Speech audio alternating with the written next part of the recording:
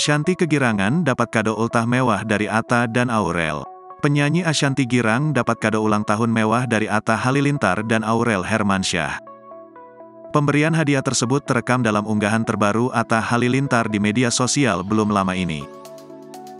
Di unggahannya, Ashanty yang mengenakan kemeja bergaris hitam yang dipadukan dengan rok terlihat sedang duduk di sebuah kursi. Istri Anang Hermansyah ini lantas menerima kotak merah dari pasangan Aurel dan Atta. Saat dibuka, ternyata perempuan 40 tahun ini mendapatkan hadiah berupa jam tangan bertali hijau. Hal tersebut langsung membuat Ashanty kegirangan.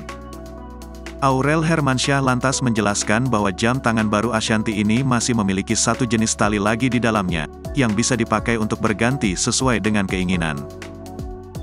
Rupanya bukan hanya Ashanty, Tarik Halilintar pun sampai iri dengan kado ulang tahun istri Anang Hermansyah.